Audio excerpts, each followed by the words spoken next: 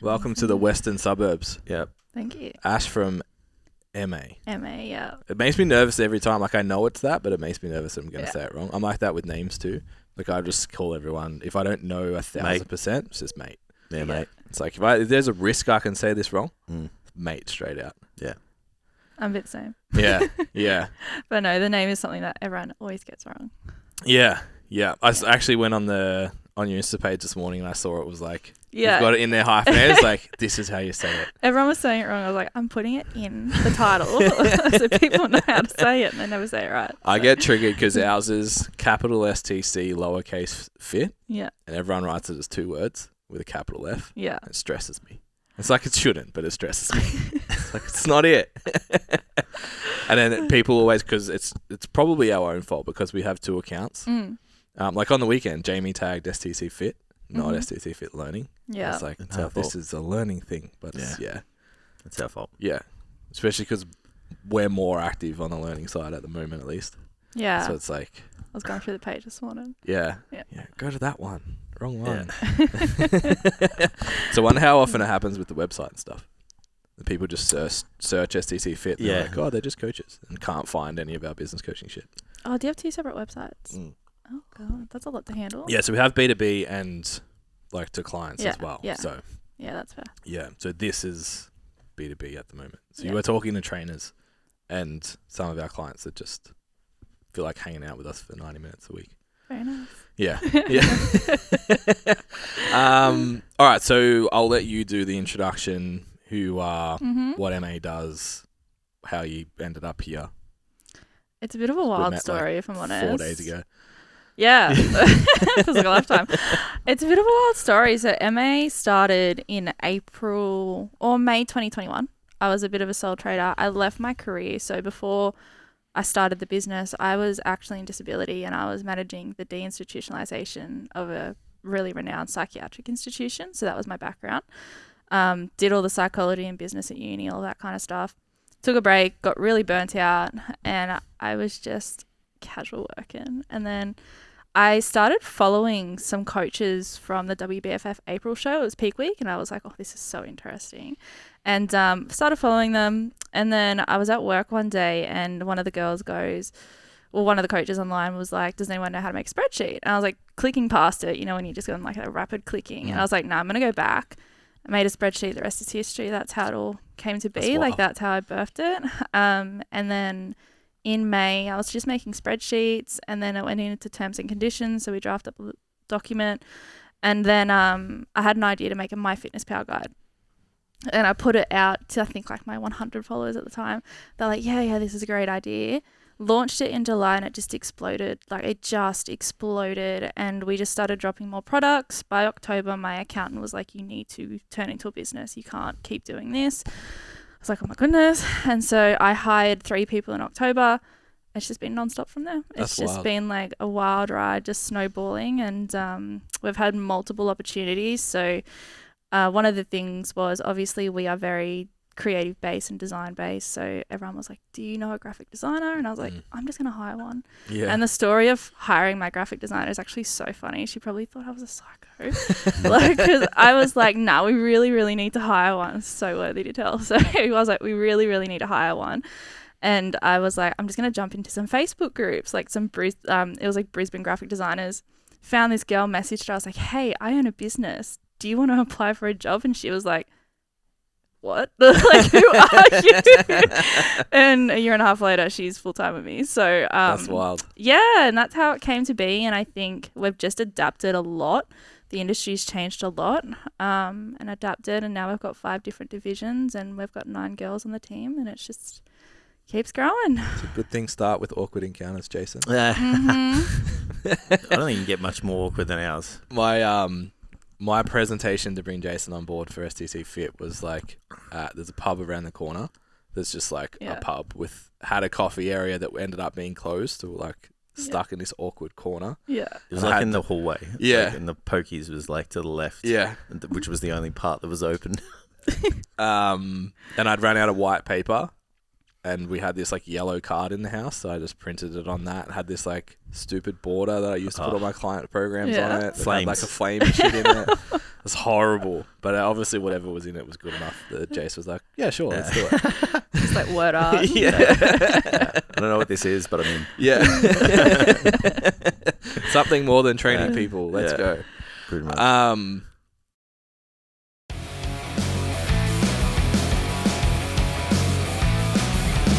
Welcome to the STCfit Learning Podcast. STCfit Learning is a business coaching service specifically for personal trainers designed to help them create long-term careers in fitness. We want people to be able to earn more, work less, and work with the people that they want and choose to stay in the fitness industry as long as they want. If you like the episode, give it a screenshot, tag us, like, follow, subscribe, shoot us DMs at STCfit_learning on Instagram and get involved with the community. Enjoy the episode.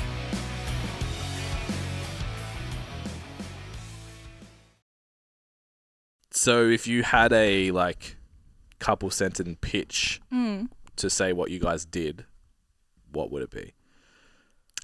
The elevator pitch is very hard.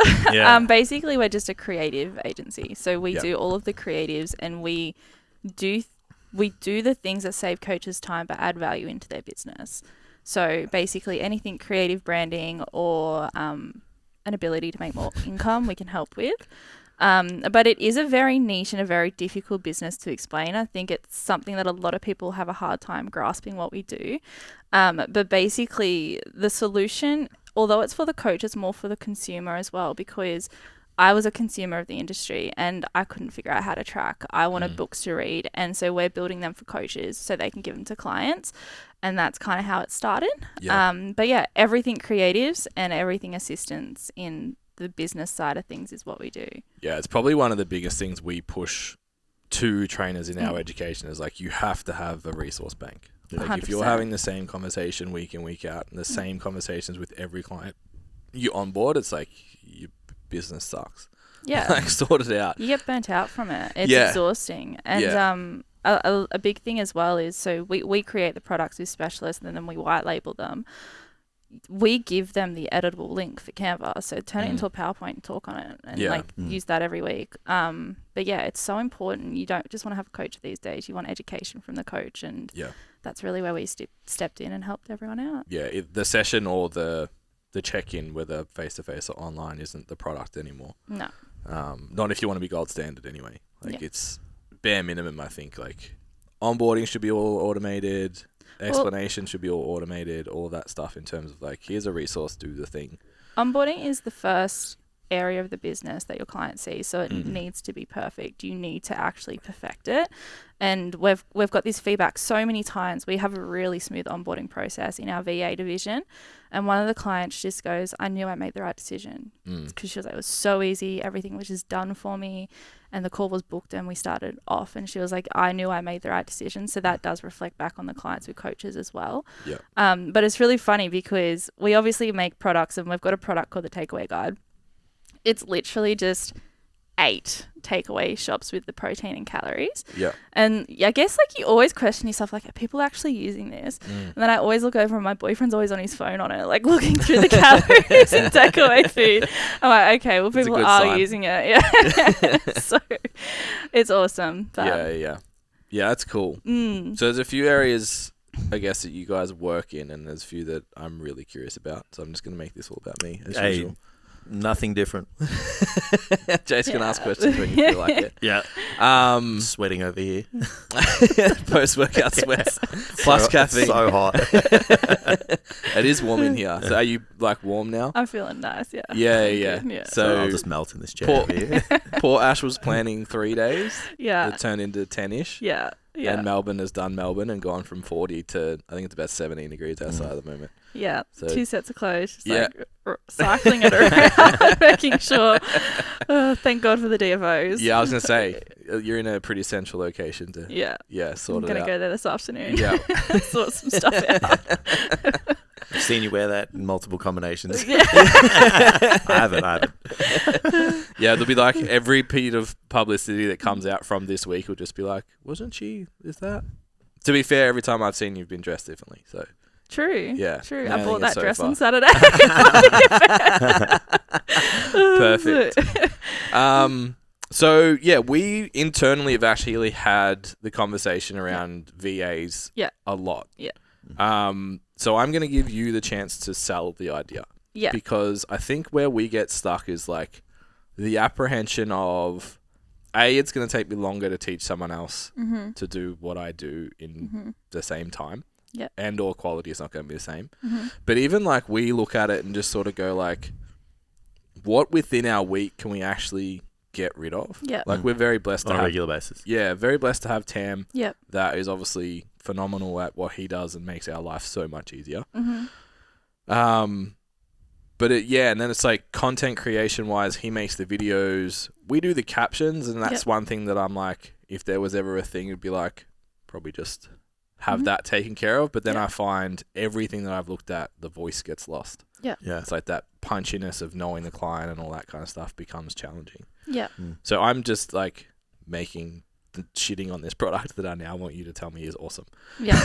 Accidentally. I think it is one of the, like, at the end of the day, our business is our baby and you don't want to give it away. But I think if you look at it in the matter of scope of genius, so I always say this to coaches, it's what are you qualified to do? That is the only thing you can't give away. Everything else can just be outsourced. Like it's really that simple. And in VA, we do a whole load of things. Like I can't even break down the list for you. So I know that you said that you would struggle to give things away, but I pulled up 5 things straight up what you could have given away. And a lot of it is, client nurturing, getting in the DMs, being on stories, adding people to close friends lists, doing the timelines, letting you know when there's anniversaries, all of that client management, admin stuff that takes up all of your time. The onboarding process, you don't need to do that. Someone else can do that for you.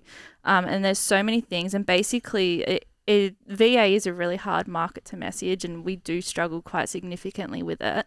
And it's kind of one of them things where you don't know until you know. And all of our clients that are on board, they all have completely different reasons to have a VA. And a lot of the time is we're working on projects for them that they don't have the time to work on. So we're putting together coursework. So they'll give us the information, we create the PowerPoints, and they're working on their business by utilizing us to do that. We're creating their educational products for them, obviously getting it cross-checked. They're writing up the information. We do all the design.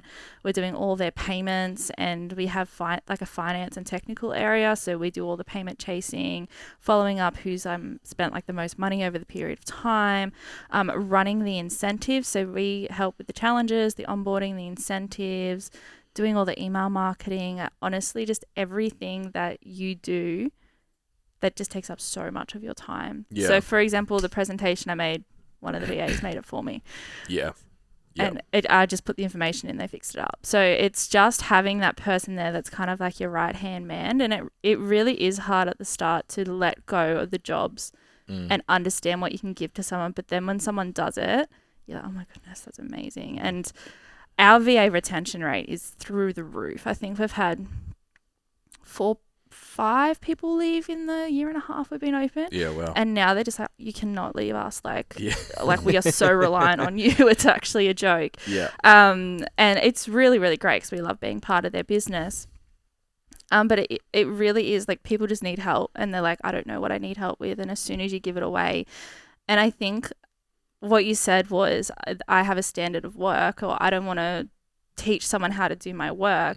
If you stay in that scarcity mindset, there's no way that you can grow. Like you have to teach someone to do what you do. You're not the only person that can do it. Yeah. So that's kind of where it falls in. I feel like I'm not explaining it well, but it is so hard to explain what a VA does. No, I think what's interesting of everything you said there, 80% of what you said we just don't do. Yeah. Because we don't have the time. Yeah.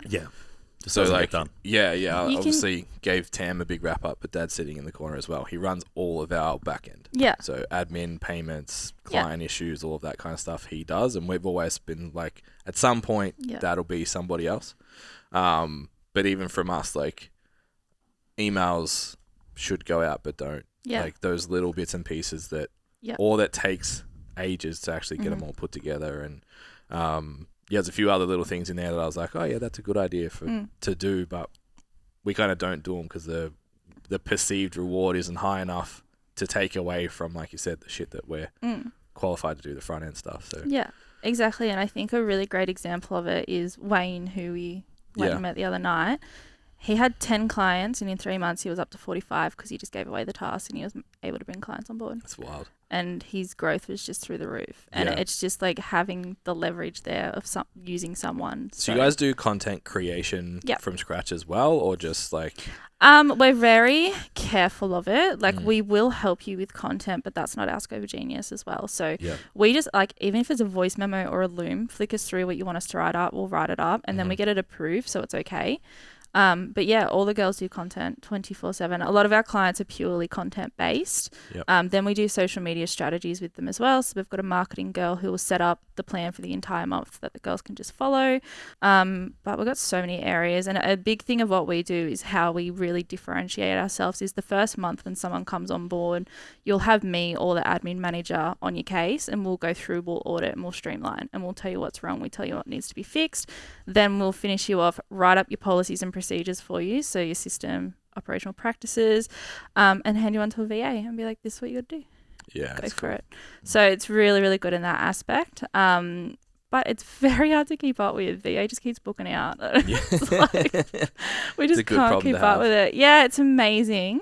I guess that's why we launched the app, because we were like, we need to give something to people. But yeah, like one day we just have no bookings, and the next day we're at 15. I'm like, oh my goodness, this is crazy. So what about like, I've actually been trying to work out what even the term is. I assume it's like a manager that's like reaches out for bookings and contact other, like for us this year's just get out in the public as much as possible.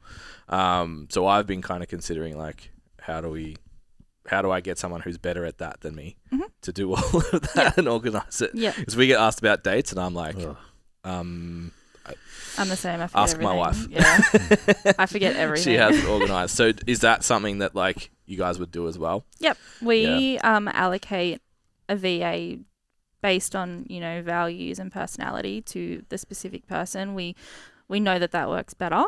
So we will do a screening meeting and allocate you to someone with a strength.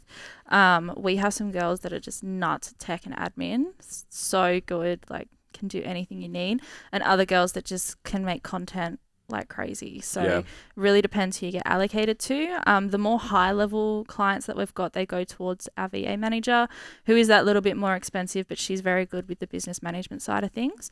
And yeah, it's really just like an allocation based on what you need. And then obviously as time goes on, the tasks do change, so there can be a reallocation, or you just sort it out. But it's just one of the things. After 3 months, we always say to our clients, the first 3 months is an absolute shit show. Like, it's just horrible. You're probably not going to have the best experience. But once you get over that hump and you get into the groove, that's where like the magic happens. And it's happened time and time and time again. So but yeah, basically anything you need, we really do, as long as it's within our scope of work. Yeah, that's cool. So that's even like, we've got coaches that make meal plans and give us the MyFitnessPal, and we put it into the meal planner for them and copy it all over, because that's like a big process.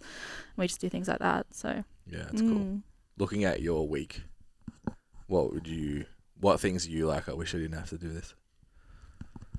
Putting you on the spot. Yeah, very. Measure pre-workout properly. Wow. Inform me that 200 milligrams of caffeine a day is too much. Yeah, definitely. Probably the like logistic stuff, like dates and organising like things, especially within the Mighty Network as well. It's like, this is on this date, we do this week, reminding people of what's going to come the week ahead. Yeah. Like, all the stuff that we don't do that we should. Yeah, it's almost like we've tried lots of different avenues, but Trello is one that we've tried a few times. Yeah. It's like, all right, everyone's putting everything into Trello this week, and then like a month later, you're like, we just got off Trello. That Trello thing that we don't look at. It's just probably logistic stuff like that. It's almost like we need someone to run Trello for us. Yeah. Trello's easy. We just got off it, but it's easy. Yeah. We just don't do it. It's just... We live off it. All of our VA clients get set up on Trello. Yeah. Yeah. One thing that we do specialize in, what we're pretty much known for, is systems and operations. Like, that's my skill set. I'm very, very good at systemizing and streamlining. Yeah. And that's kind of fed through to the team a lot, and they'll always come to me with issues. So little things like that is just nothing to us. We can spot a issue and fix it straight away. So yeah. So I guess taking the conversation away from us, our situation's obviously very different in what we do even day to day, let alone over a year. for that trainer who's semi-booked out, Yeah. doesn't have the hour a day, we sort of encourage everyone to work on their business at least Yeah. an hour a day. Yeah. Some of them need more than an hour a day. Yeah. So I guess, I can really see the value in you guys for someone like that. Mhm. Like we got a couple of guys now that are like starting to bring on contractors and all that kind of stuff that are still juggling 40 sessions a week Yeah. and trying to bring on contractors, write Yeah. content, create brand, all that kind of stuff. And I can see we're lucky to have a team of 5. Yeah. To do that by yourself, I think would be really tough. It is. It's really difficult. And a lot of the time we get clients that come to us just beside themselves. That I've been doing this for myself for so long. I'm so burnt out. I've got 70 clients. I'm trying to scale. And the fear is there that I like everything that we would do would be wrong, or, you're just so attached. But once you actually let go of that client at the moment is thriving. She has time to go on the beach because we do everything in the back end for her. Yep. But we work with a lot of hybrid coaches, we call them hybrid gymmen online. Yep. And honestly, they have time on the gym floor because we're there helping them build out the online business part for them. So we're creating all their products for them, creating all their education. And then all they need to do is come in and make a video and things like that. So we'll set up the systems and get the client list ready. And I know that you were talking about a CRM system. We have like a spreadsheet, an amazing coded spreadsheet that does it all for you. So we'll set people up on that and make things go really well. Takes notes. I was like, I told you there's a A spreadsheet. spreadsheet. There's always a fucking spreadsheet, bro. Our spreadsheet is so good. There's like a little button and it puts See? it puts the client into every single tab of the spreadsheet. It's Told really you. good. There's always a I believe you. spreadsheet. I There's believe always. you. I just want it to look pretty. That's all. I said there was someone out there that could make it. It just wasn't me. We make our spreadsheets look really pretty. Good. Oh, All right. perfect. We're known for having We're like spreadsheet aesthetically pleasing enthusiasts, we'll spreadsheets. call them. I love a good spreadsheet. Jason is the spreadsheet enthusiast. I like them, but nobody else likes the ones that I make. Ben's aesthetics isn't. I Ben's can imagine what strong yours point. look like. It's probably got like the black lines around the outside and It's trash. can't do Every it. now and then he'll White just lines. populate a row with like color.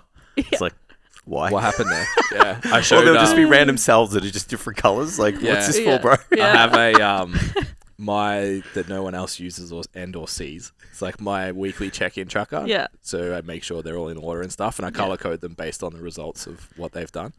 And I brought it up in one of our workshops, and like half the people just laughed. They're like, "What the fuck are you showing us?" I'm like, "Okay." So granted, the names were hidden because I couldn't obviously show my clients, but everyone was just like, "This is not anything."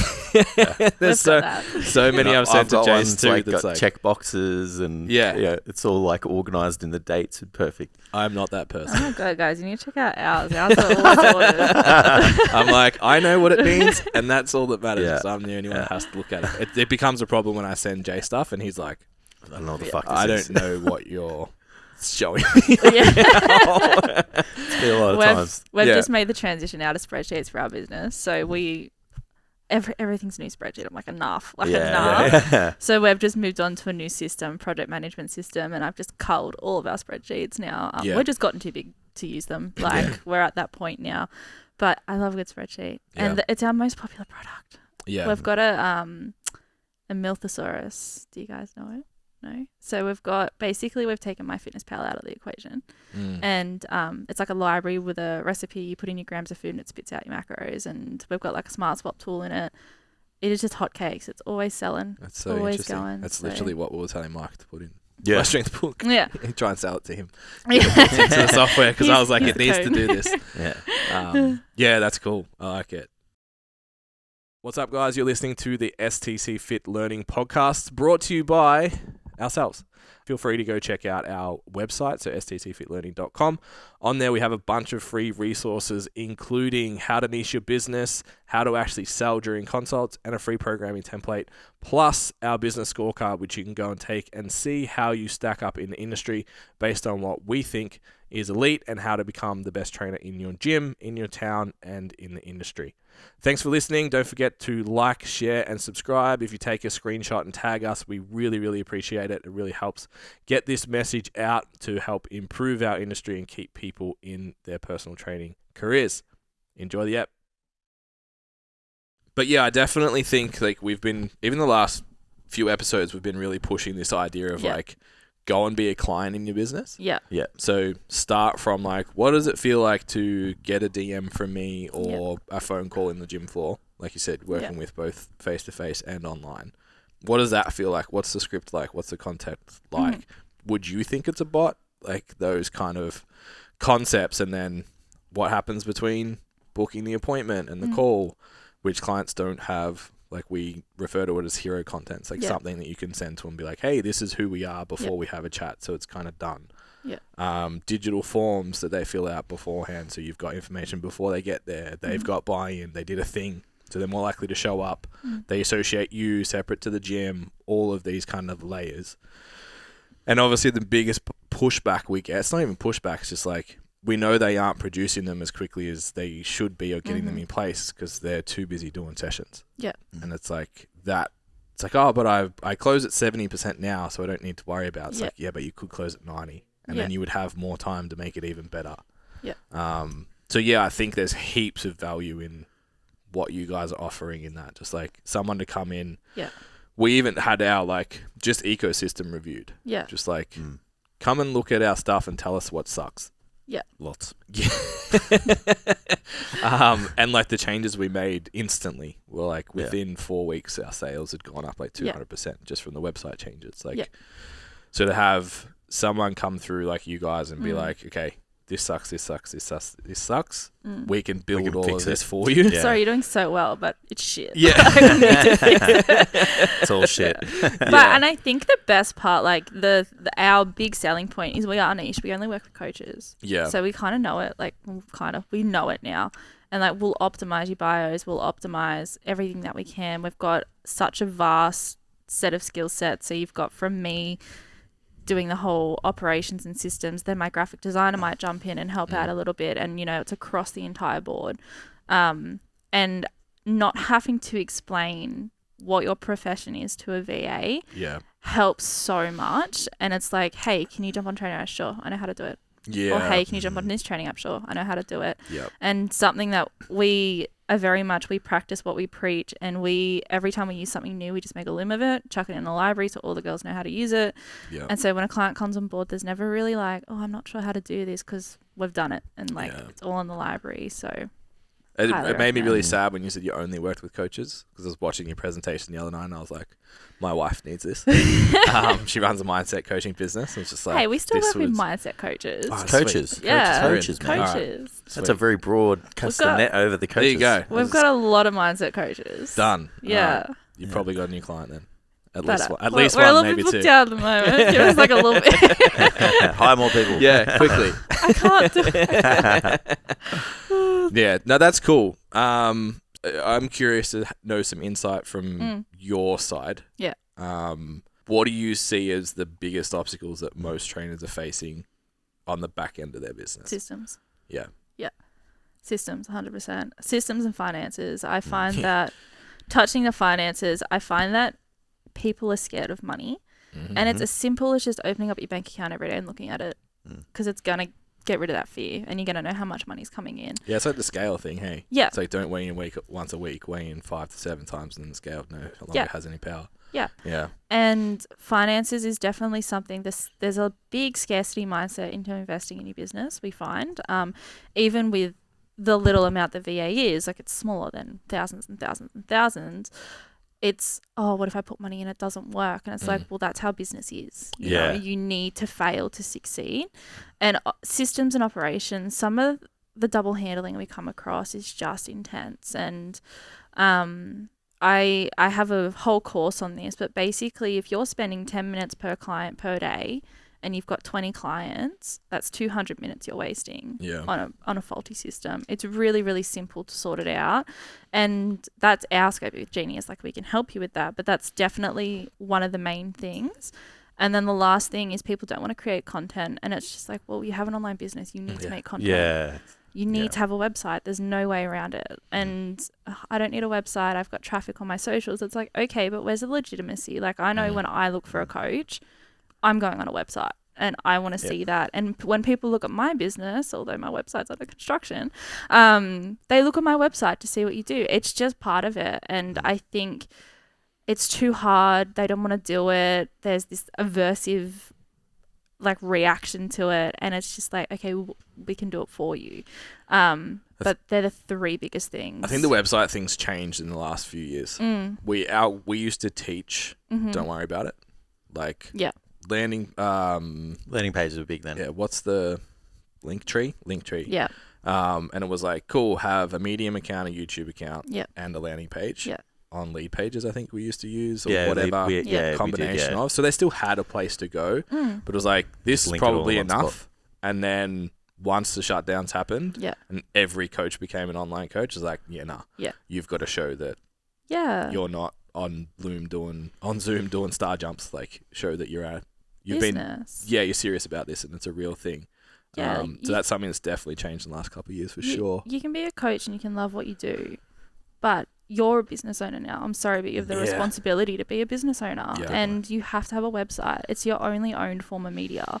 And what if Instagram shuts down tomorrow? It's very unlikely, but if it does, we asked that. I don't want to swear on the podcast, but like, go you're for fucked, it. basically. Yeah, go for it. People say the C word. It's fine. Yeah. But you are. Shout out to Shero.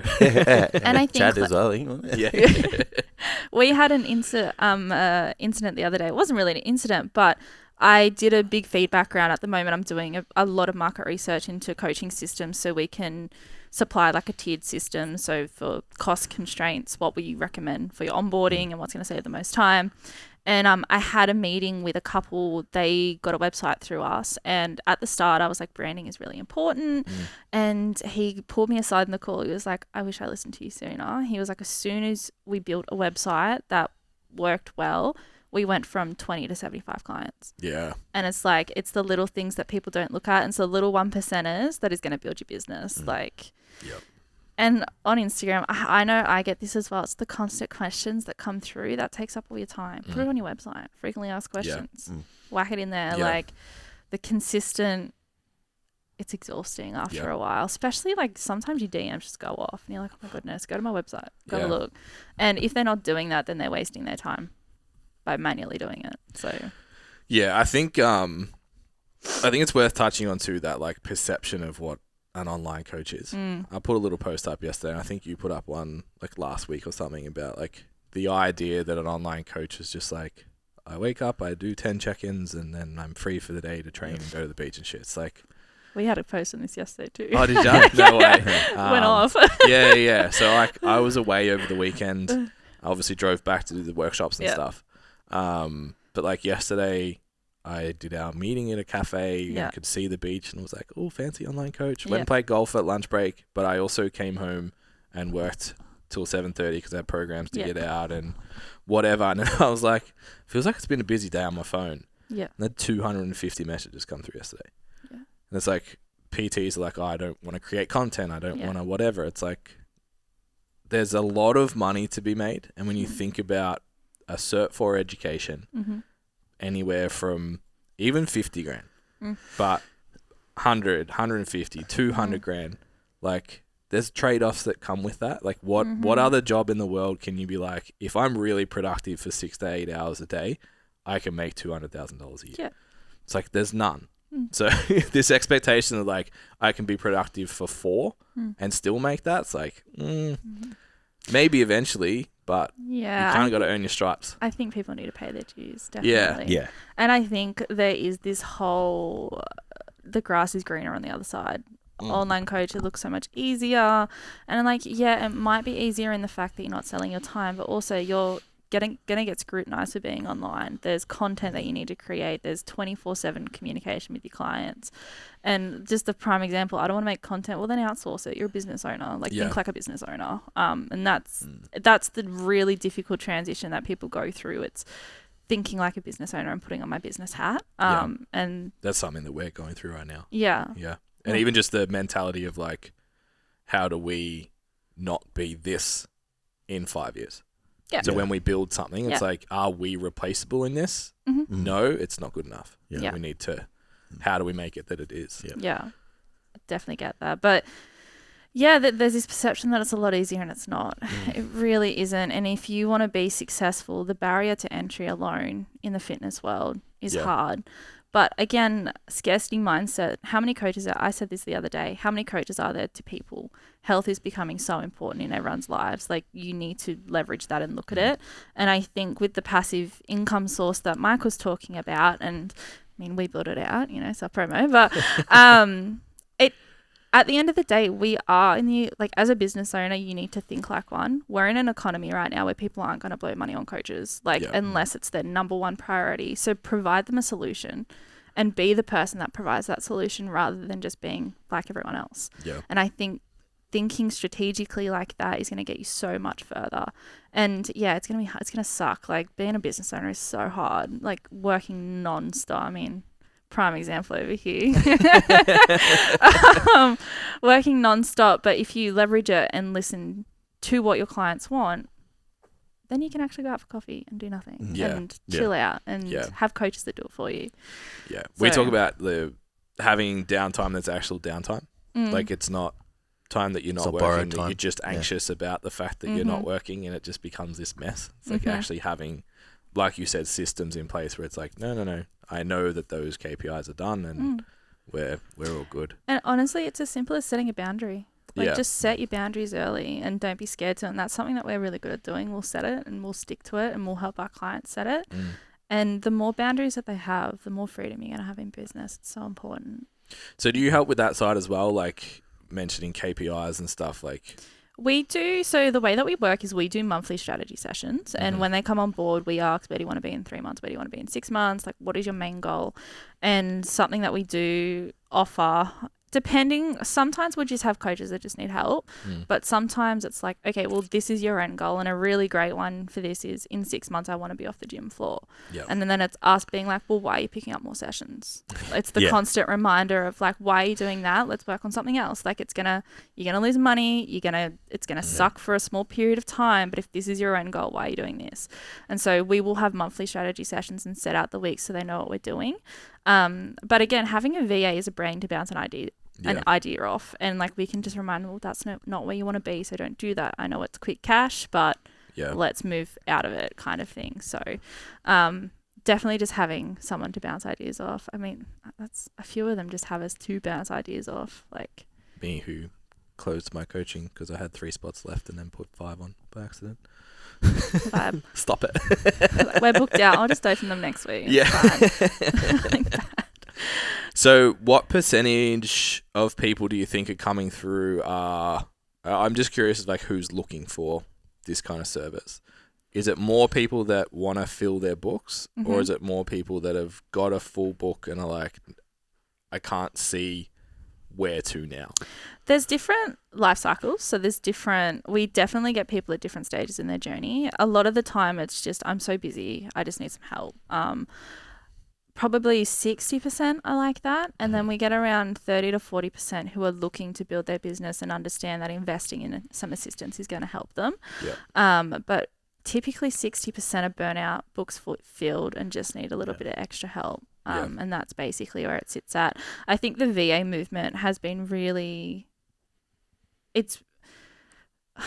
don't know the word for it, but a lot of business coaches are just saying, get a VA. And I think that's really pushing people to come to us.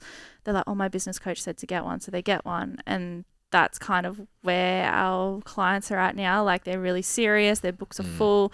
And their business coach is like, well, there's an option. Here's what you can do. Yeah, they've already spoken to someone that's encouraged it. Yeah. So a lot of them come in and they're like, I know exactly what I need. And then a couple of other people are just like, I just need some help. Can you help me? So it's probably like a 60-40 though. Yeah. And it also is really hard for me to like explain to you, because our retention is so high that we don't really onboard lots of new people all the time. But definitely our coaches at the moment, they had full books and now they're just filling them up again. Because they've got more time. Yeah, it's interesting. We talk a lot about how Jason and I are complete opposites in almost everything we do. Yeah. I'm a very like take the leap and just fucking hope kind of person. Jason probably leans into security a little bit more. Very calculated. Yeah, which meant a lot longer on the gym floor than myself. Yeah. Doing PT and stuff. So I guess like you've seen it, Jason, in terms of having to take the income hit, take a step back, move forwards.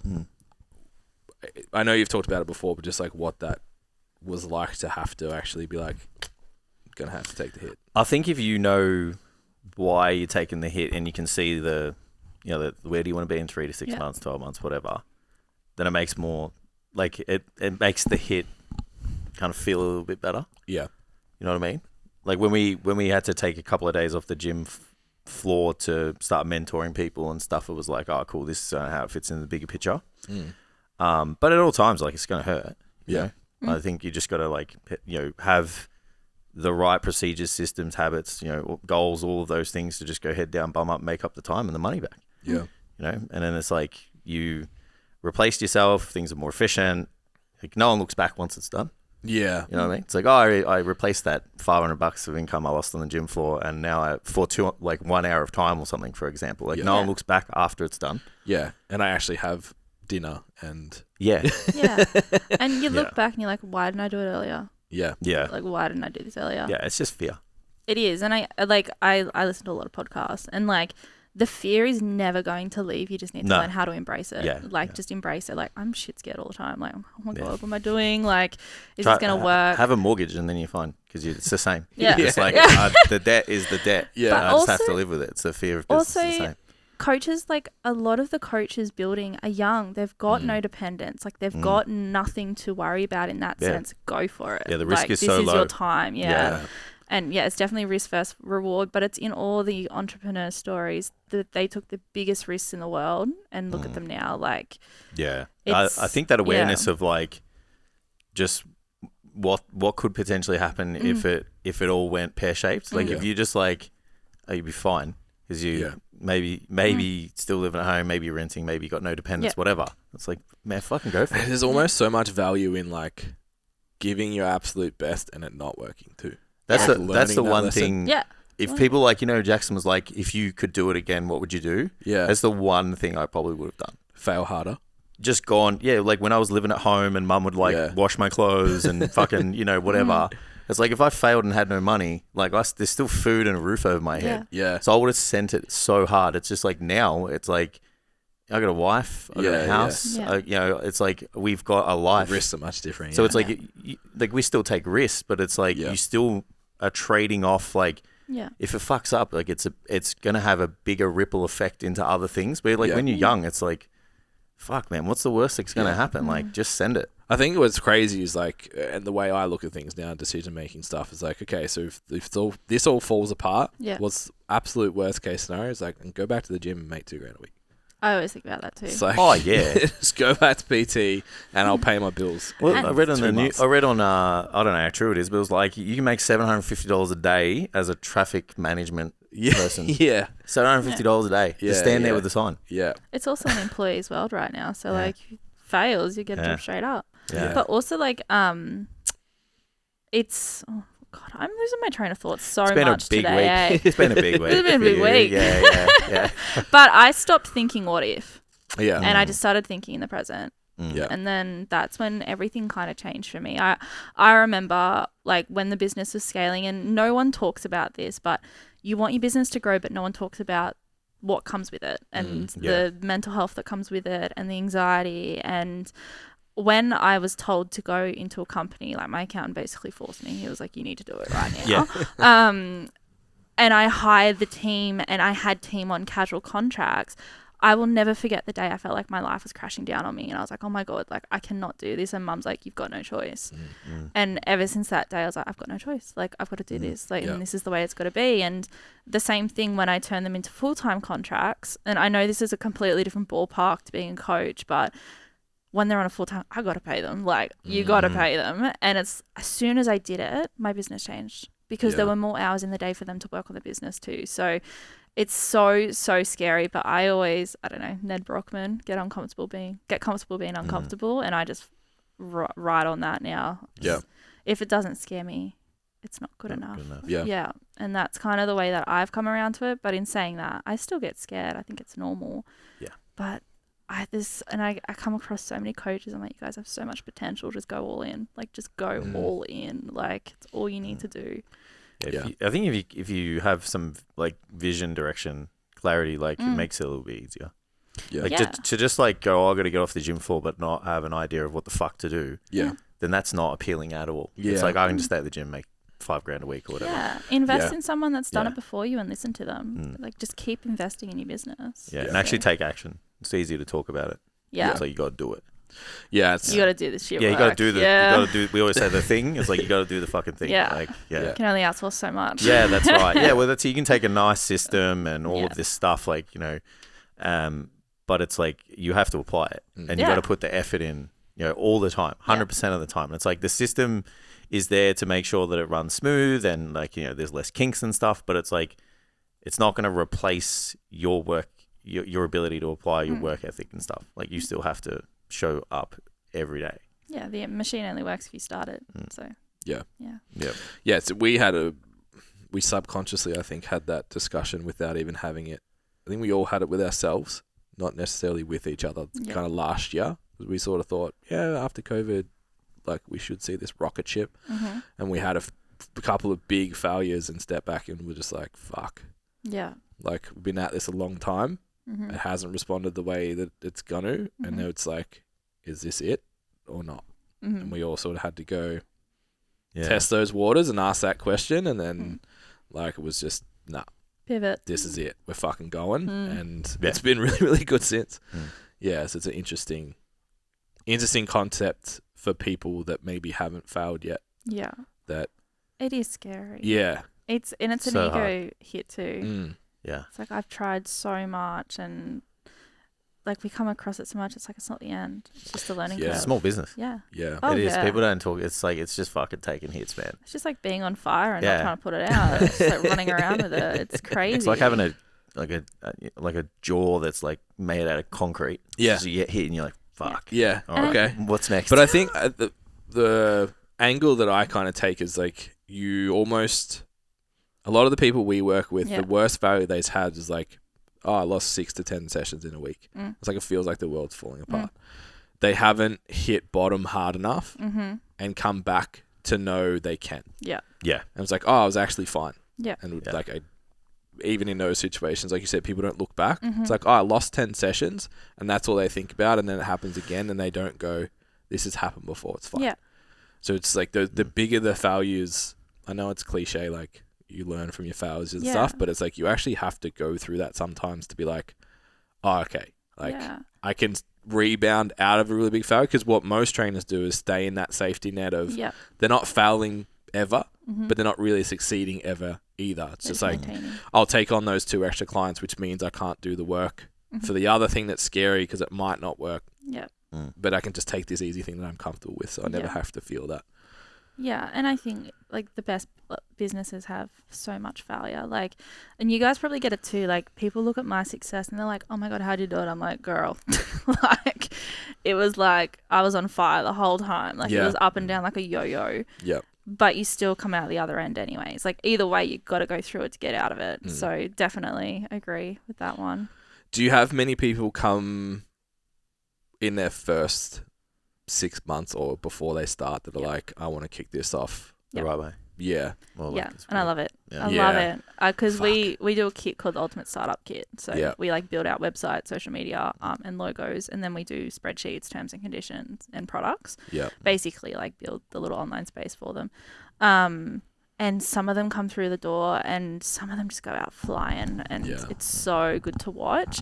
And then we got some people after 6 to 12 months, but I think getting your branding right at the very start to reflect who you are is so important. So it's really awesome. I love it. I love working with new coaches. Yeah. It's funny though. So we got asked last week on the podcast, what would you do differently if we did it all again? And like Jay said, taking more risks early. Yeah. And we sort of said, like, I don't know. My thing was like, I'd probably seek small business more. Yeah. Because there was no you 12 years ago when we started. Like, none of that didn't stuff. exist. No. So try and work out if it worked or not. But the thought of walking in now with all of that, like, this is all awesome. I just have to do the thing. Yeah. As we said before, like, fuck. It makes me excited. I'm not even doing it. I mean, a lot less burned out. Yeah, for sure. For sure. So before we keep going, I just want to give you guys a little message about our Standout PT program. So Standout PT has been designed for personal trainers who want to sustain a long-term career in fitness, but right now they're sick of chasing clients, they're not making enough time for money, and they're super frustrated with the results that they're getting in their business, and they can't see themselves being here in 3 to 5 years' time. If you want to know more about the Standout PT program, head to STCfitLearning.com. Head to programs and all the details are there, and you can book in your free exploration call where we can have a look and see whether or not that would actually be a suitable program for where your business is at right now. And back to the episode. So VA, then you've obviously got the media side of things. Yeah, so it's 5 divisions. So there's VA, which we've got an app in as well. Then we've got graphic design, which kind of speaks for itself. Yeah. We've got digital products and assets. So that's all of our spreadsheets, PDFs. We work with specialists. So for example, this year we're dropping like a menstrual guide, pre and postnatal guide, supplement guide, all of that kind of stuff. You send us your branding, we brand it for you. It looks like you wrote it. And we have all of that, spreadsheets, the whole area. And then we've got VA.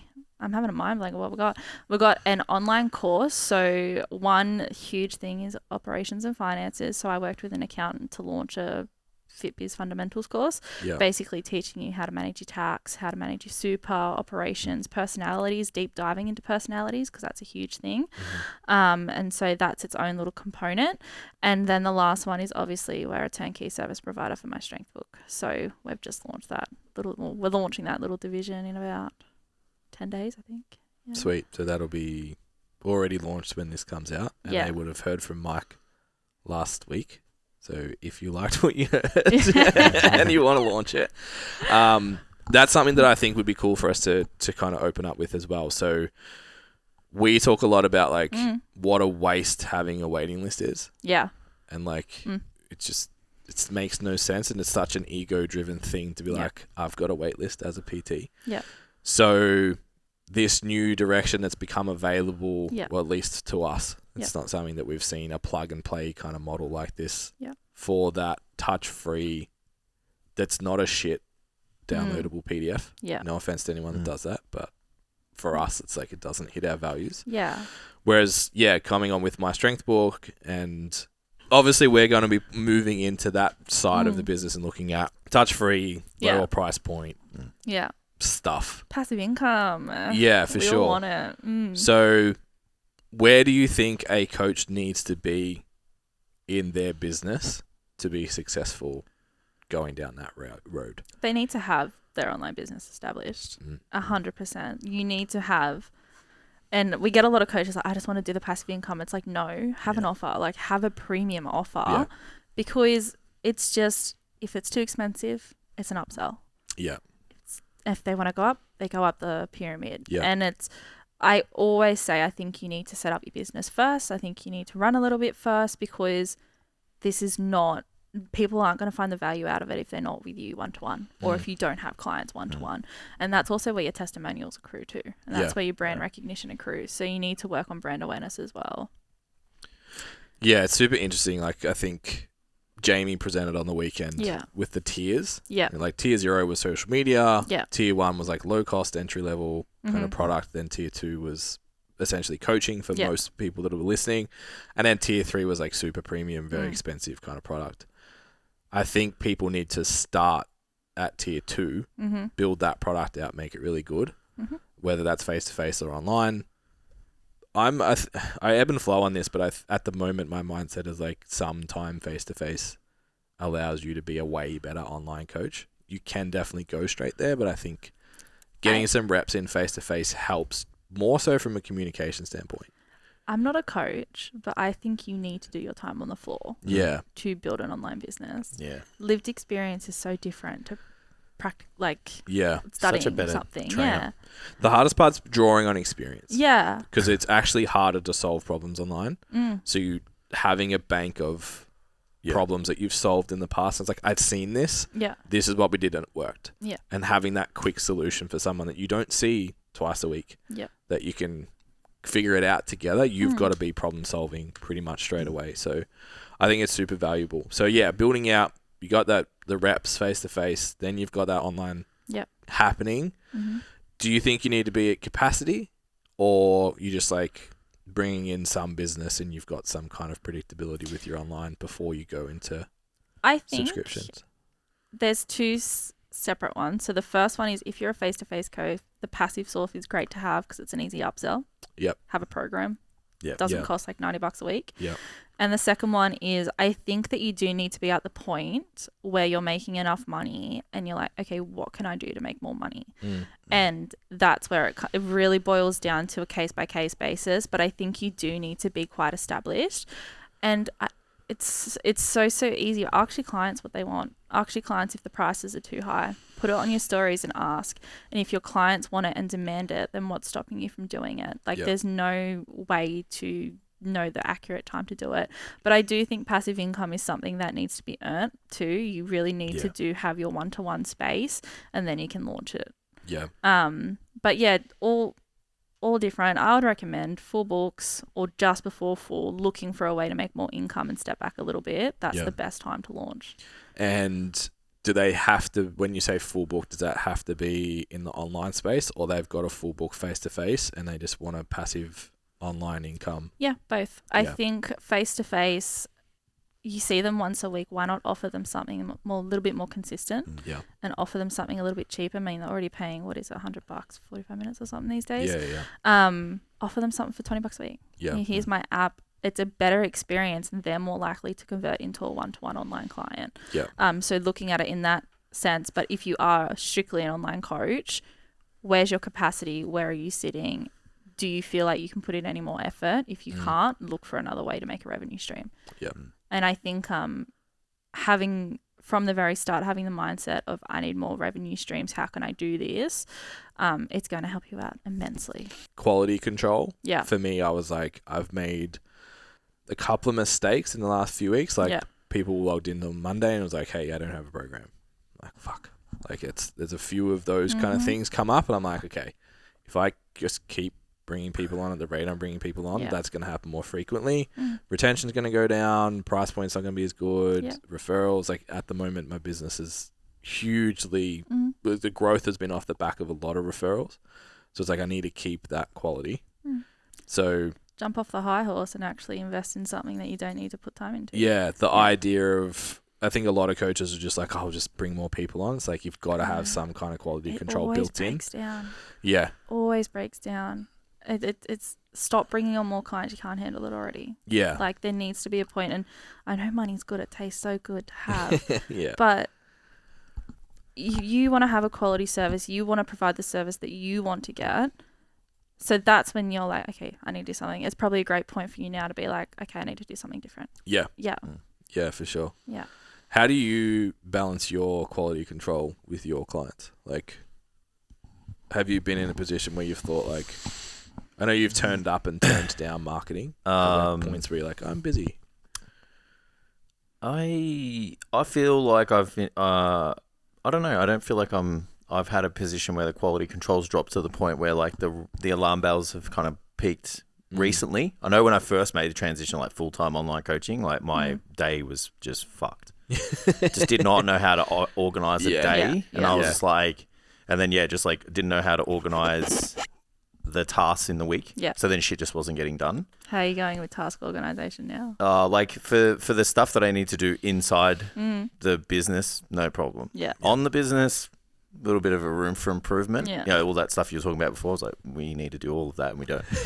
Not all of it and we don't, but you know what I mean? So I think like from that perspective, like shit wasn't getting done, but it was just because I wasn't like organizing my time, you know, really well. So yeah, like I think the quality of the service has been okay, you know, it's been quite good, but I think that comes down to, you know, us looking at the procedures that we have and how we delivered the service. Yeah, the systems thing's huge. Yeah. Do you ask for operational feedback over testimonials? Yeah, we have feedback, like biannually? We kind of quarterly to yearly. And we do like project excellence, so we just like go through from start to finish. It's like, this is shit, that is shit. Yeah. You know? Yeah, because it's good. There's always a bit of positive. Yeah. You've always got this idea in your head what good coaching is, but it's your client telling you what it is too. So it also, like, what I think I do actually, sometimes, like, the ones I have a really good relationship with, I'm like, tell me if it's shit. Yeah. you know, like I need you to tell me. Yeah. And I got a couple where they're just like, oh, this ain't that good, you know, and I'm like, okay, well, we can't fix that right now. Yeah. But thank you for letting me know. And then other ones Get like, an oh, app, this get is an app, get yeah, an app, this is get an gonna app. yeah, that's right. Yeah. So Spreadsheets. the app one was a big one. It was like, you know, the spreadsheets are shit. Basically, it was just like clunky, whatever. And we were like, okay, we're gonna sort this out, just not right now. Yeah. But yeah, I think having like a couple of people that are really honest is good. We don't stand out as well. It's like, tell me if the workshop's not good.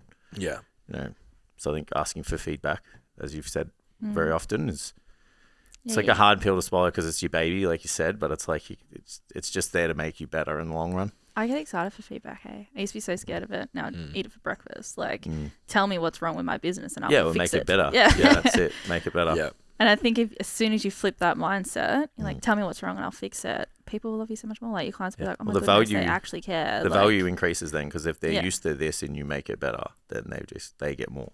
Yeah. Yeah. So it's kind of a win-win. Yeah, and it turns into you can even take that approach with coaching. It turns into like that collaborative type.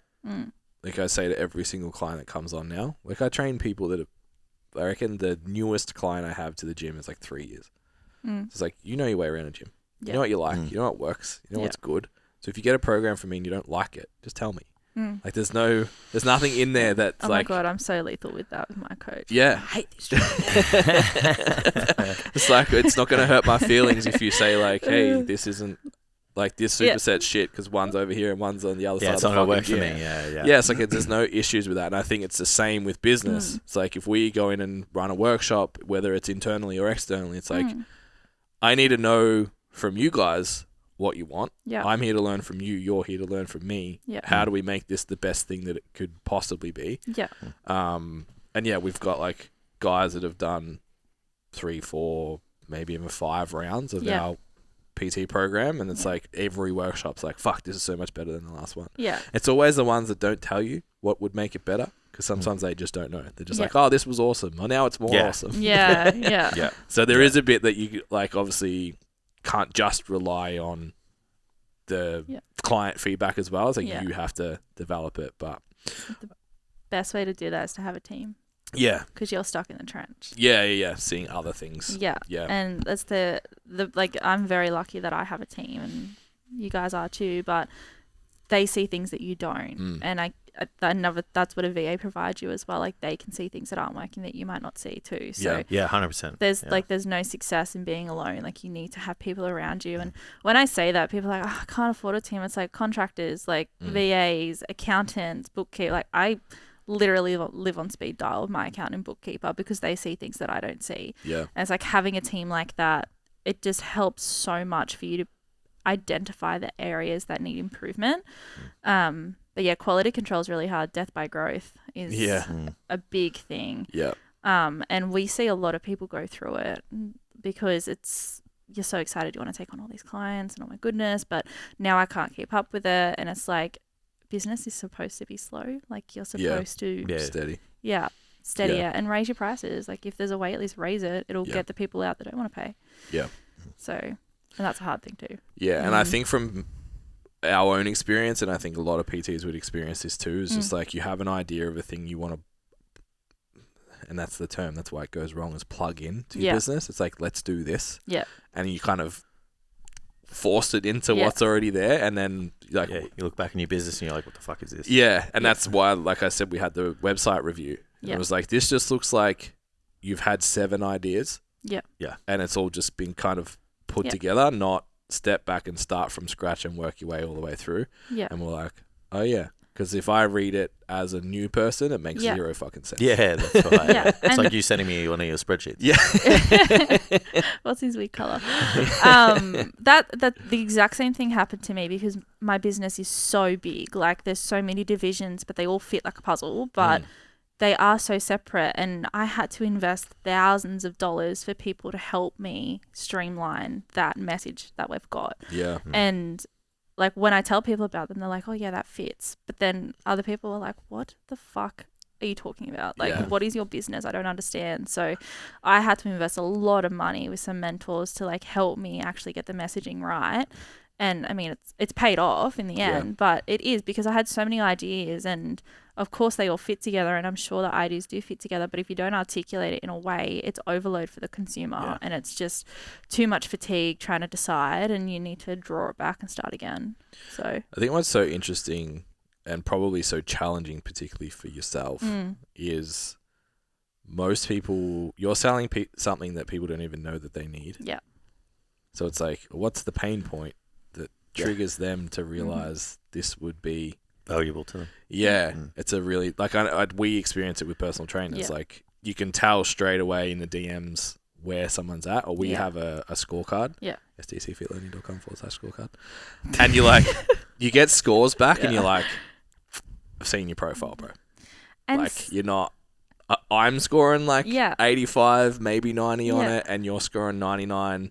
And like, I'm looking at your profile, no website, no like ecosystem, no nothing. And it's like, I'm fucking the best. It's like, compared to the standards that you've got, you just don't know that there's a whole other level that you haven't seen before. Yeah. And like, trying to sell to that person who doesn't even know that that's a thing to then see value in it. Yeah. It's really interesting.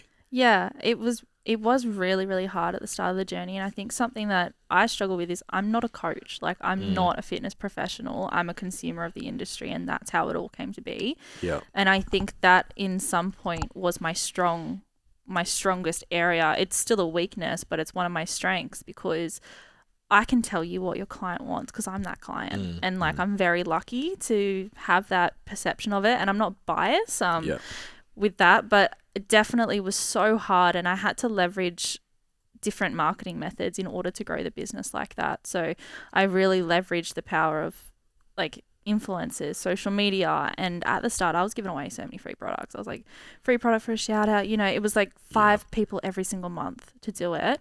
But then that's when the word of mouth happened and the referrals, and they're like, oh, you actually fix a problem. Like, you fix a problem. And something that really helped me too is I just cut the bullshit, and I was like, this is your problem, I can fix it. Like, in the post itself. And that really helped too. So that was definitely something we struggled with, is telling people how and why they need us. Yeah. When you've got a problem they don't even know they have. Exactly. Yeah, just like wild. VA. Like, they're like, do I need that? It's like, yeah. Everyone needs it. Yeah. Yeah, it's interesting. So what's the future for you guys? Where do you 3 to 5 year? I would obviously we're taking on this new division, and I think that's going to be a huge opportunity for our business. It's going to drastically change the way that we do things, and with the app development that's coming, it's definitely going to help us through all our spaces with streamlining and having them systems. But really developing the VAs, we do have a separate page for VAs because it is such a division on its own, and just leveraging that. But I think the ideal would be to go a little more down the app route and have all of our products accessible on an app rather than purchasing one-offs and having like a bit of a resource subscription. But honestly, we're still in the building phase. Like, I'm still saying yes to what I can. Couple of years old. Yeah, I'm just still saying yes to what I can and what I can't. And I mean, I do have a plan without giving too much away, but it's just growing and developing the business. Like, we're still in the early stages, early. But I definitely was given the idea to go to create an app, and it's been sitting on the back of my mind, like brewing, like, how can I make this work? How can I pull all my divisions into something like that? So we'll see how it goes. Yeah, that sounds really cool. Yeah. So one thing you spoke about, what's up, guys? Another quick break. I just wanted to jump in and remind you guys about the STCfit Learning Mentorship. Now, our mentorship's been running since about 2016, where we've developed trainers through their first year of business in personal training and allowed them to leapfrog the first 5 years of mistakes that we made. If you're currently studying, looking to finish in the next month or so, or you're looking for someone to help you out with mentoring and all that kind of stuff, jump on, have a look at the details for the mentorship at stcfitlearning.com. Head to programs and mentorship, and all the details are there. And you can come and be an STC Fit coach for an entire year. Includes all of our education and direct mentoring from our head coaches. Back to the episode. At the industry night last week, that really pricked up my ears. And we actually asked the question that you said before, like, what happens if Instagram shuts down, and we Yeah. all just uncomfortably shifted in our chairs and then moved on. Yeah. So it was like, fuck. Was the email marketing side of things. Yeah. And I think it's probably the most, even internally with our own business and like everyone else, the most underutilized kind of concept. And we don't value the email list as an asset enough. So if I was a PT who was like, cool, I know an email list is a thing and I need to create one. Yeah. And I've had that thought, what would you be your advice to kind of get started down that path? A lead generator. So something to download for free to get people on the list. Yeah. 100%. And James Smith grew his business from an email marketing list. Yeah. Like that's basically how he grew so big. It's definitely like I was very much like didn't understand the importance of it until I hired someone and they were like, girl, what are you doing? Like you got to get it. And the conversion on email marketing is out of this world. Like it's our strongest tool for booking calls. Yep. It's out of this world. And I think is have a free resource for someone to download. You know, it shows them that you're willing to give something to them. People aren't going to buy into you if they don't trust you. Get them on the list and nurture the list. Like just email. And as I was saying, like at the event, I sent emails about like spilt coffee and like behind the brand and days in our life and how things are going wrong, and actually nurture the client because they'll love reading it. They want to know about your business. Like being behind the brand and understanding who is involved in your business, people love that stuff. And it just goes to show like when I post a day in the life, people love it. But like when we post like a behind the brand, people absolutely love it. Like, oh my God, they're like, I love knowing who you guys are.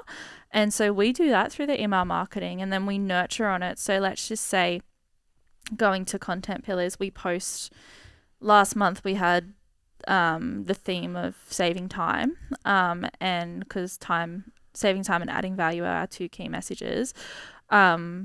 We posted something online and then we just drew into that in the email and we just wrote out more and then we gave away a free resource, and that was the way to do it. But from the very, very start, that's the biggest mistake I made. I didn't have an email marketing list from the very start and I regret it immensely because of the power of it. Yeah. And I did a lot of education. I read a lot of books. Oh my God, I read so many books. I bought 5 with me. It was supposed to be like a 3-day trip. Like, Are you a Kindle person or like nah, an actual? I need a book. Oh, damn. I can't Kindle. Yeah. I just want to have a library. We got like 2 weeks into 4 weeks in Europe. Yeah. And I had a bag full of books and I was like, I'm buying a fucking Kindle. Just packing them was like, I'm done. But I get it. And I wanted to educate myself on it. I wanted to really learn about email marketing, and I read probably 4 or 5 books and I learned so much. And then I started using that in practice and like it just paid off so much. And I was saying an example, like if you know how to draft up an email, I drafted up this email and there were 4 specific things that I put in it. So at the start, I put them on the spot with a question. I was like, have you actually done anything for your business this year? Like, what are you doing for it? Second, I told them about what we're offering. Third, I told them the results of a client. They quadrupled their investment in the first month. And 5, I gave scarcity. I was like, we've got 8 spots left. And within 3 hours, we booked the entire 8 spots out, plus a few more. And I was like, oh my God, like, how are we going to do this? Because I forgot to cap the bookings. But it's so powerful. Like, it's honestly crazy. I never believed it. And now it's just out of this world. Like, I love it. It's great. Yeah. I think as a consumer, like you open so few emails that you think that they're not valuable. The one that hit me in the face in your presentation was just like, I can't remember the way the word was phrased. It was just like, what name do you see in your emails like multiple times a week that if you wanted something, you would buy it? Yeah. So who are the 3 main businesses that you see in your emails? We can all name 3 off the top. Mine are like makeup companies. I'm like, lots of golf stars. Yeah. Jack Oliver is number 1 every time. Like, who are the 3 people you see all the time? Yeah. And when you have a problem, who do you think of as soon as you do that? Yeah. Like, that's the power of it. And it is not the client's responsibility to remember you. It's your responsibility to remind them. And we get this a lot, and it's like, I don't want to be annoying. It's like, who fucking cares? Like, who cares if you're annoying? They can unsubscribe. Yeah. Other people might be loving it. Like, and just don't look at the unsubscribe rate. Like, obviously you need to look it up, but don't look at it that much. Because you'll self-sabotage. But it's like one person's gold is another person's trash. And if people are loving your emails, and just educate through them. Like, I remember listening to a podcast with James Smith, and he was like, I was talking about potatoes and sweet potatoes. Like, he was like, I was just talking about flexible dieting, and people grew to love him because he just posted normal shit. Like, and so, yeah, love it. Huge advocate for it now. We're actually a partner with an email marketing company. So we do like links to get discounts for clients, and we use it in all areas of our business now. Like, it's a non-negotiable. Every single week we send an email, just one email every week. Yeah. Yeah. And you were saying you've almost like use the word nurturing. So it's like, one of someone we used to work with talked about it, was like, give the cheese 3 times and then sell, or something like that. So we do a 4-week cycle. Yeah. So week 1 and 2 is just like you're nurturing. You always put a call, like jump on a call at the end, like free call, whatever it is. For the first 3 weeks, make sure you're just not selling. So you're just like a bot.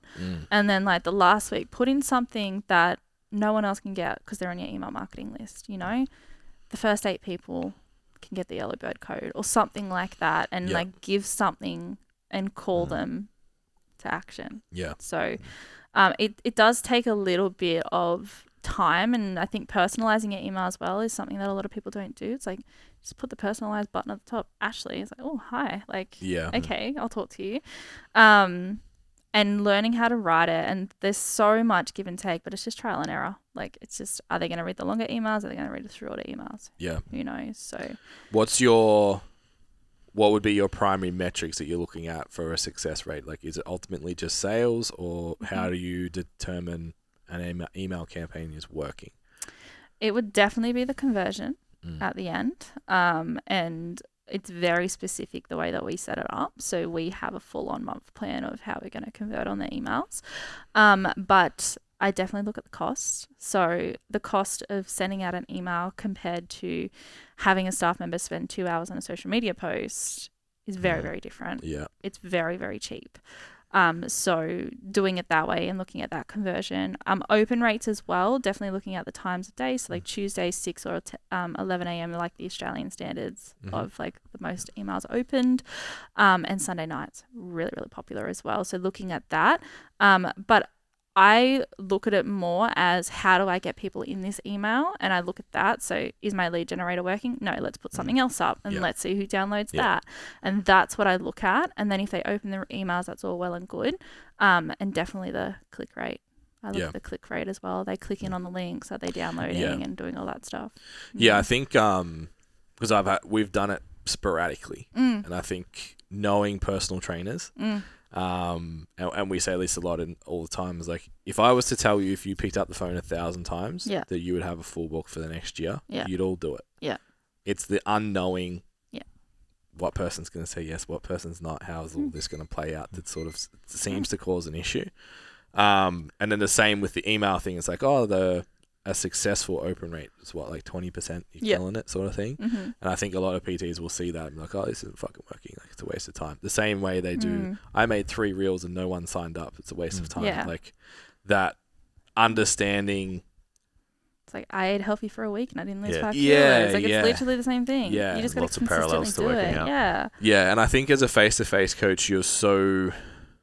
You can create that one-to-one effort. It's like, I know if I call 5 people, 3 will answer and I'll get this. Whereas online's way less predictable. So just understanding that it takes time, repeat effort, same as content, same as DM, same as whatever it is, whatever strategy. You just have to keep showing up. Even if you don't want to write out an email, just write a little blurb and make a Loom video and chuck it in there. Like, people will click on it and watch it. Like, it's just consistency. Like, every post you post online, no one's going to see it. Like, 1% of your following is going to see it. So why are you opting for that over an email marketing source? Like, doesn't make any sense to me. Like, great point. And I was the exact same. I was like, I hate email marketing. I don't want to do it. And then, like, my mentor consultant at the time was like, you've got to do this. And ever since I've done it, it's just changed everything. Like, I've never heard someone do it consistently and not say that. Yeah. Yeah. Literally, like, we will book, like, if we put our offers in our emails, we'll book out our books quicker than what we do on social media, because people don't see it because there's so much they're just saturated on there. Yeah. Content, and attention. they're in your email marketing list because they want to be. And we use it very strategically now. Like, we have our segments, and if you come on board as a VA client, we have 12 weeks of educational emails for the VA client to be on the email. So they want to open up the emails too. And we have special offers in that 12 weeks. And then we have it for different areas of the business as well. So there's so many things that you can do with it. Yeah. So many things. Do you have like, so say someone opts into a specific resource. Do you have a specific email campaign that'll follow that? Yeah. Yeah. So on the VA page, it's a VA segment. Yeah. And then on the creative side, it's just all the same. Yeah. Yeah. We've got multiple different email marketing lists. Yeah. Literally all over the place now. It's like download this and have this and everything. So we've also set up like the automation from Jotform that'll activate them into Active Campaign, and then they'll get their onboarding email and all their information. And for example, at the Passive Income Project, we've once they sign up, they fill in the Jotform, they'll get the automated email with the PDF in the email. If they miss it, the book and call will come through a week later. Yeah. And all of that's done for us online. So we've moved into client experience as well with email marketing too. Yeah. Yeah, I like that. That's something we've just added to our Standout PT programs. Like when you join, you get, I think it's a 6 email series of like the feature of this, the feature of that. Because we're finding like people were, our onboarding has got better, but they're still getting a little bit lost as to like where everything is. And it's like, this is how to make the most of it. If you suck here, go here. If you suck here, go here. And feedback has been really positive for that so far. If you don't know how to do it, just go on bloody ClickUp, or no, not ClickUp, Airtasker. Be like, someone who can use Zapier. Tell them what you need. Yeah. Makes it so much easier. But even probably like, just ask ChatGPT now. Oh, we love Possibly. ChatGPT. Yeah, that was my next question. Yeah. Thoughts, feelings. Because like the scared people will look at your business and be like, oh, they're the ones that are screwed. And I think it's the opposite. Yeah. So how do you feel about We're it? using it to our advantage. Yeah. Like all of our captions on our design page are through ChatGPT. Yeah. We just chug it in, it pops it out. Yeah.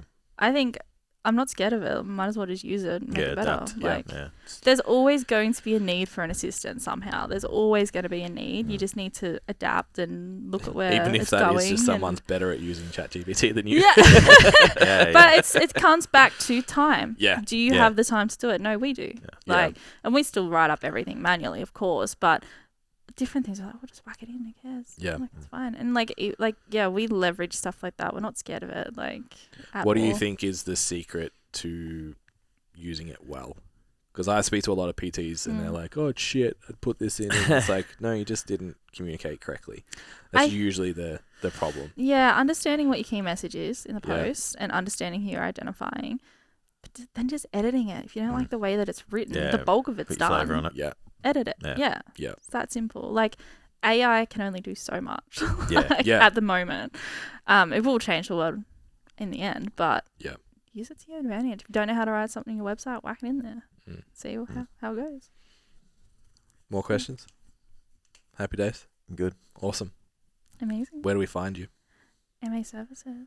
Mm-hmm. I've got 3 Instagram pages. We complain with 2. Now we say that's a lot of work because you said we have 2 websites and that was a lot of work. Yeah. Need one for each page. Yeah. No, we have 3 pages. So at Emay Services, at Emay Services VA, and at Emay Design. And then our website's just www.emayservices.com.au.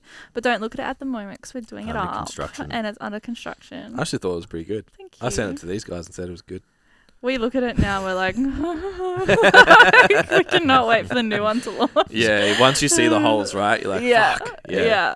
We won't even click on it anymore. Yeah. It's because we've done a complete rebrand. Like, we're now pink where that was brown, and we're like, no, we can't do this anymore. Yeah. So excited for that launch. But yeah, we launch end of this month. We launched the new division and the new website with it as well. Exciting. Super exciting. Awesome. Stay tuned. Subscribe to the email list. Get updates. Yeah. Download our fitness business checklist and you will get added into the email list. Solid. Thank you so much. That's all right. That's good. That's great. Appreciate your time and driving all out to the west. You get to see more of Melbourne, I suppose. Yeah. See what it's like in I the actually burbs. stay in the west when I'm here. Oh, really? Yeah, my friend lives in Truganina. Okay, there you go. Yeah. Always so you're on the good side of the freeway. I just have no idea where I am anyways.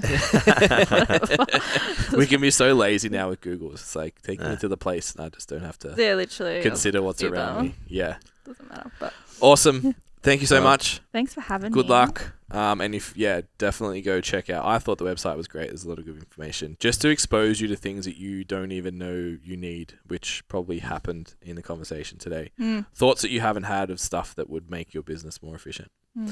Lots of ebooks to buy. Yeah. Lots. Awesome. All right. Thanks, guys. All right. Thank you. Ciao. Bye.